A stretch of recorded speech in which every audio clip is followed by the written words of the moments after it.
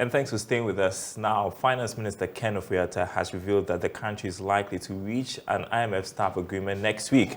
But what is the basis for the minister's optimism? There's more captured in this report. According to the Finance Minister Ken Ofori-Atta, this is based on some significant progress made when it comes to restructuring the country's debt stock. The minister also argues that they have come very far when it comes to meeting some of the preconditions that are needed before a country can secure an IMF staff deal. The finance minister also noted that the IMF is kind of satisfied with the work done so far by government in trying to stabilize the economy and deal with the debt concerns.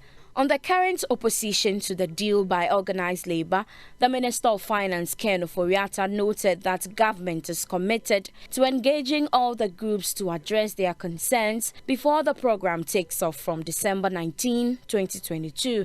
The minister also told Joy Business that government is committed to taking some extra measures to help bring government's expenditure under control. Mr. Ken Ofori-Atta also disclosed that government is working with the World Bank to review some of the country's flagship programs. Now, more troubles for government as Ghana Insurance Association seeks exemption from the debt restructuring program. The group says anything short of that would be a disaster for the country, as there will be no insurance company. The Ghana Insurance Association is making underwriting losses overall and deeply relying on investment income to meet its claim obligations to policyholders. Thus, any debt exchange will negatively affect their ability to pay claims and lead asset liability mismatch. Now, the president of the association, Seth Aklasi, tells the media the effect of debt restructuring will be so devastating that there will be no insurance industry after surmounting the economic challenges. Effectively, if you total our gross written premium for both the life and the non-life sector, we're having 4.5 billion as a gross written premium. We get about 805 million Ghana cedis as investment income. We are making a loss of 356 million Ghana cedis. So we are only able to pay claims from the investment income. Since the industry is making underwriting losses overall, it means that insurance companies rely on investment income to meet their claim obligations to policyholders. Therefore, any debt exchange will negatively affect our ability to pay claims and lead to asset liability mismatch. This will negatively affect the planned cash flow of insurance companies, hence our inability to meet our financial obligations to policyholders as they fall due. And it is to be noted that these obligations are daily. As we speak now, I'm sure there are people lodging claims with the insurance companies. Taking into consideration the fact that insurance companies are making underwriting losses, the effect will be so devastating that there will not be an insurance industry after we surmount the economic challenges. The Insurance Association is also calling for an exemption whilst urging government to pay insurance companies their funds locked up in banks and other institutions which were part of the banking cleanup. Our position on Ghana's domestic debt exchange is that in light of these issues that I've just put out, the accrued interest on government of Ghana bonds should be paid to insurance companies to enable them pay claims that have already crystallized. Insurance companies must be exempted from the domestic debt exchange. In uncertain times like this, entities must protect their assets through insurance, which is a key risk management tool. Anything short of an exemption will have far-reaching consequences for the insurance industry and the important role they play in protecting assets and liabilities of this country. This will also discourage the citizenry from taking up life and annuity policies. Insurance has been identified as one of the important tools for increasing financial inclusion from the current 58% to 75% by the year 2023. There must therefore be actions of government that repose confidence in insurance. This is important to help formalize the informal sector, which constitutes over 80% of the Ghanaian workforce.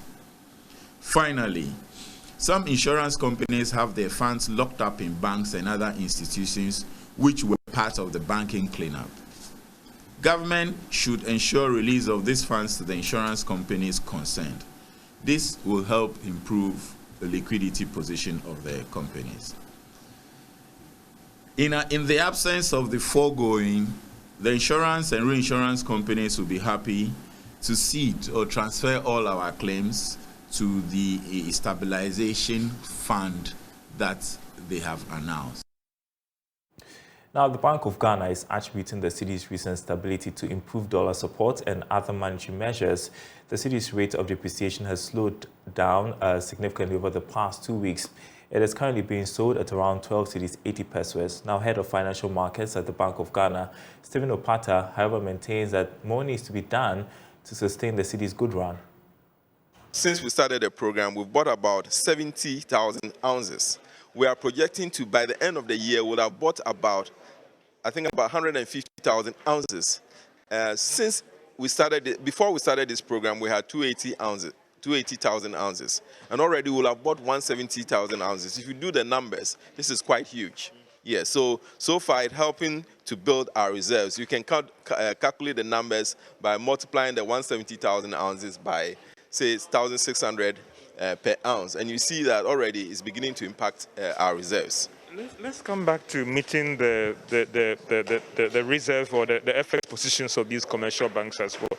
How is the bank managing it in the midst of the current pressure on your reserves? Well, what we've been doing is prioritizing our areas that we support. And for now, the key area we are supporting is the BDC auction. Currently, every month, we are spending $120 million on all imports for the BDCs, which we think is significant. But apart from that, there are certain sectors that we have prioritized, that these are the areas that can get the economy going, such as pharmaceuticals, such as certain areas to support the construction industry, key sectors. We've also indicated that there are certain sectors that we are not going to provide commodities FS for, because we think that we must support production of those areas. So the key sectors we are providing support: pharmaceuticals, absolutely, airline industries, to make sure there's good movement of goods and services. We are supporting the construction industry, clinker for cement, and all those things are being supported. But it's just that we are prioritizing our needs so that we can also conserve So on. you've not stopped anybody from bringing in rice or direct any banks to stop providing FS cover? The governor has said it, that we will not provide FS to support those items we mentioned. But as far as we are aware, there's not a ban on the importation of rice. If you can get the FS from other sources in the economy, that has not been banned. But I know that the strategy is that eventually we have to enhance domestic production so that the areas where we can produce ourselves, we are producing and not depending on imports for that. We've seen some marginal, strong stability on the market compared to the recent pressure that we've seen some 3 weeks ago. What is accounting for? Is it that we've seen the Bank of Ghana being more present on the market, or what is the issue? Well, one is that we have provided sustained support for critical sectors of the economy. We've also tried to manage the liquidity, CD liquidity in the system, so that people are not using that CDs to chase dollars. And also you can see that monetary policy continues to be tight. As we've seen, we signaled by increasing the policy rate so that CD-denominated assets, for those that are still holding CDs, are able to use it for to buy Government of Ghana paper, even though with all these concerns about debt structuring. At least on the T-bill side, people are buying T-bills, and that is being successful. We have some more news for you. 2 multi-million-dollar projects at the Takoradi Port, the Atlantic Container Terminal, and a dry bulk jetty have been inaugurated by President Akufo-Addo. He assured that government is determined to improve maritime trade and position itself as a major engine of economic growth. These interventions will enhance cargo handling capacity, maintenance and repair of ships, and also meet the demands of the rigors of the oil and gas services sector within the Takoradi Port Enclave. Nanano, ladies and gentlemen, since the commencement of operations of the port of Takoradi in 1928, in the era of the most far-sighted of colonial governors, Sir Frederick Gordon Gettysburg, it has gone through many phases of development to put it in a position to meet the growing maritime trade and oil and gas services sector. Its expansion and transformation have an overarching objective of expanding the Ghanaian economy while boosting trade, regional and international trade. Now, the Ghana Consulting Engineers Association is unhappy about persistent delays and non-payment of contractors. According to the president of the association, Engineer Magnus Leslie Kwashi, this is affecting activities of engineers across the country. Speaking to Joy Business at the 2022 Urban Environment Sustainability Conference, he called for more engagement from government.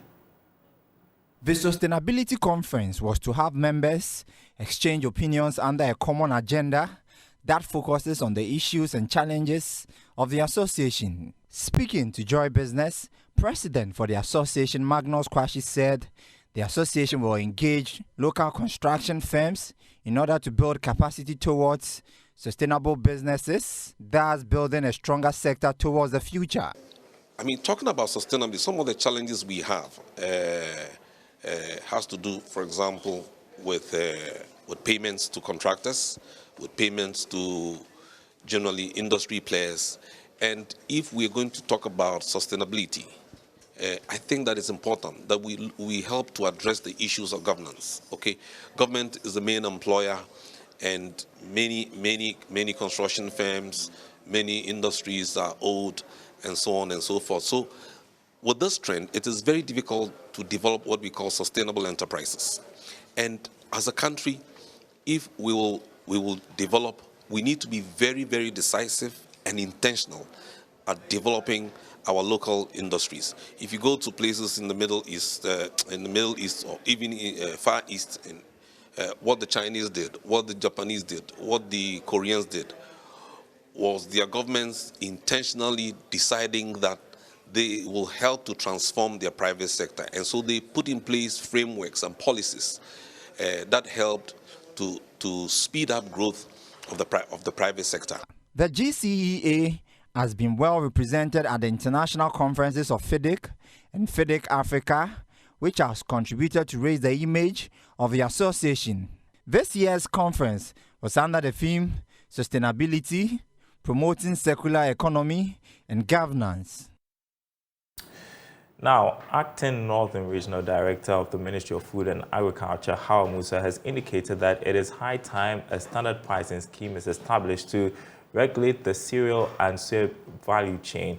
Now, this follows an MOU or a memorandum issued by the Ghana Revenue Authority to its Customs Division in the Northern Region to enforce a ban on export of grains and cereals.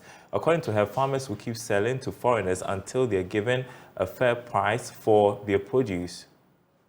In May this year, the government extended a ban on the export of some grains and cereals to ensure food security as Russia's war with Ukraine disrupted global food supply chains. The ban, which took effect in September 2021, was due to expire at the end of March, but was extended to September 2022. However, value chain actors continue to lament about the invasion of foreigners.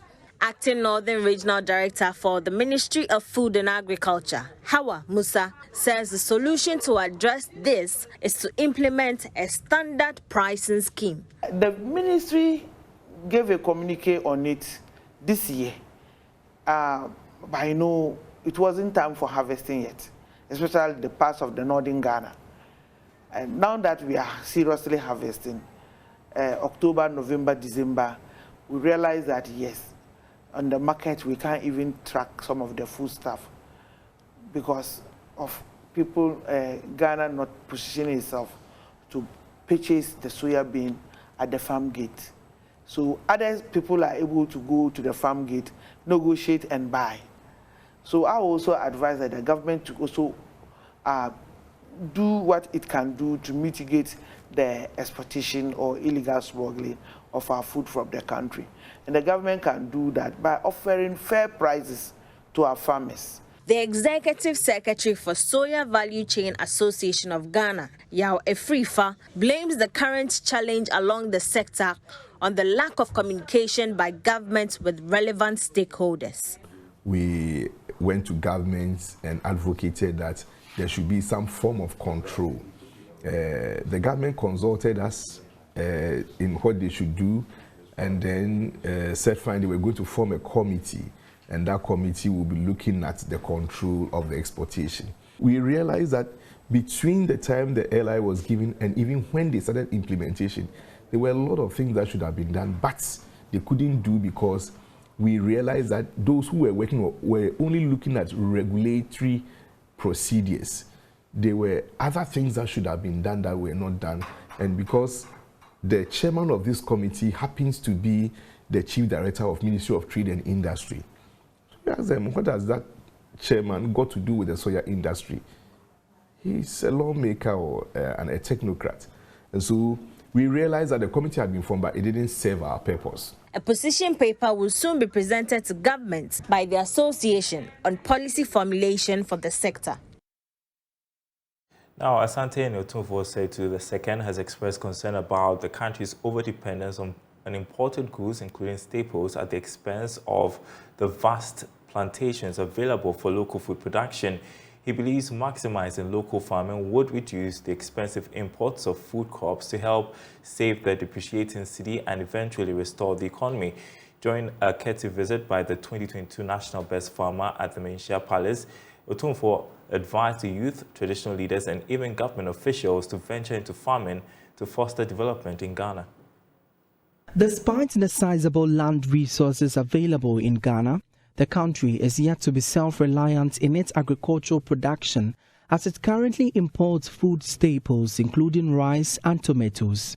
The Asante bemoans the country's inability to produce some essential crops locally as the youth hunt for white-collar jobs other than pursuing agriculture to boost the economy. Tomato free baby neighbor. Tomato, you can be neighbor. Ya cram more neighbor. The sacram more neighbor. Ya cram you any baby efrabon. Yes, I say, I want to have a second dollar cray. Ya can ye declaring so. Cocoa near gold in a corner, dear, but a bros so are there near the bay. Ghana imports rice, tomatoes and other food items, but we complain of hardship. The money used for importation contributes to the depreciation cedi. If we grow these crops locally, we can improve the economy. The youth nowadays prefer staying at the offices than being on the farm. And then the puppy so will be as office. Now I'm directed by. I don't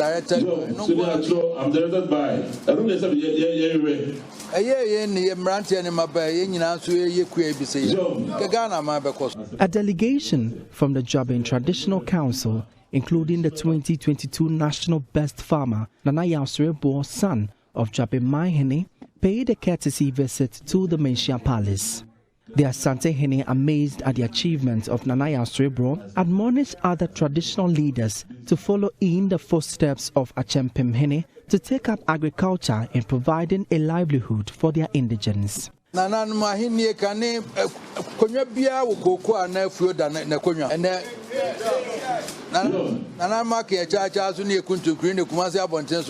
Every stool has a land allocated to it, but the chiefs prefer to stay in the cities than to farm on these lands. We should emulate this to build our country. Nana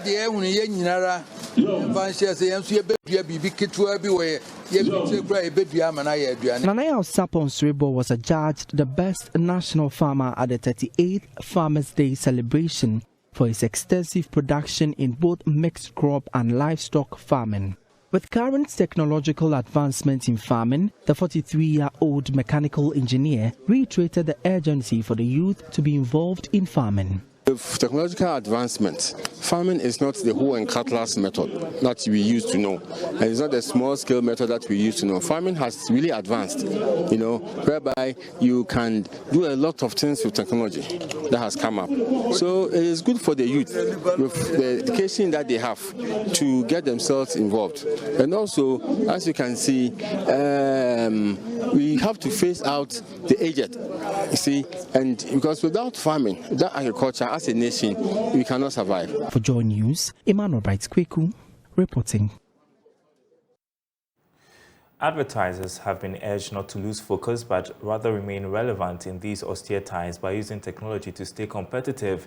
Speaking at the Advertising Association of Ghana's annual general meeting, President of the Institute of Public Relations Ghana, Kwawu Afajinu, called on the various advertising agencies not to be deterred by the current economic conditions but remain resilient by revamping their brands now and in the future. Here's more in this report. Speaking at the 31st annual general meeting of the Advertising Association of Ghana, President of the Institute of Public Relations, Kwawu Afajinu, said it is incumbent on advertising agencies to identify the needs of their clients in a more innovative way to satisfy their growing demands. He also added that it is imperative to leverage on data to expand and grow their businesses. For you to be able to succeed and perform very well in turbulence and very challenging circumstances, you must not only be agile, you must always be ahead of the curve. I mentioned the fact that that understanding must be predicated on data. So data gives you a sense of insight and it allows you to see beyond the ordinary. I mean, in a way, what data does and what the proper interpretation of information and data does is to give you the wings to soar above the ordinary. You see things that are not immediately obvious to most people. You are able to provide, because you have a view longer than the eyesight of most mortals, you are able to provide that right kind of direction to your partners, to business, to society. The AGM, which brought together various advertising agencies, saw the election of new executives to steer the affairs of the association for a 2-year term. Andrew Aka was elected as the 31st president of the association. Speaking to Joy Business on the sidelines of the AGM, Andrew Aka said his main objective will ensure the smooth passage of the advertising bill before Parliament. The first is the fact that we have an advertising bill that has been hanging in and out of Parliament for the past decade plus, and we need to make sure that we regulate the industry, meaning we need to let parliamentarians appreciate the urgency of getting a bill in place to regulate the industry. You can see a lot of aspect of what we do that is unregulated, from billboards to television to the type of adverts, and all of that. So we need that to go through. Secondly, we also need to attract. It's seen as it's a beautiful mouthpiece for all of us, but we need to attract younger generation into the fold of Advertising Association. The AGM saw the induction of 5 new advertising agencies into the association. For Joy Business, Pius Kojubaka. Up next on the marketplace, your money tips on Money Lab. Hello there, and welcome to Money Lab. In our previous episode, we looked at mutual funds and the importance of investing in mutual funds. Today, we shall learn about compound interest and how compound interest can help you grow your wealth and achieve your financial goals. Compound interest is an interest you earn on your interest. If you invest 100 Ghana cedis in an investment fund that yields 10% per annum, you will have 110 Ghana cedis in year 1. In year 2, you will earn interest on your initial 100 cedis plus the 10 Ghana cedis interest you earned in year 1. You will therefore have 121 Ghana cedis at the end of year 2. Albert Einstein once said compound interest is the 8th wonder of the world. The real route to financial independence is to set aside portions of your income into an investment fund so that it compounds over many years. Thank you for joining us on Money Lab. See you next time. All right, that's our program this Friday afternoon. More news on our website, myjoyonline.com. Debt exchange policy will collapse insurance industry, according to Seth Aklasi. We brought you that story. You can read more on that on our website, myjoyonline.com/business. My name is Daryl. Kwawu. Thanks for watching. Enjoy your weekend.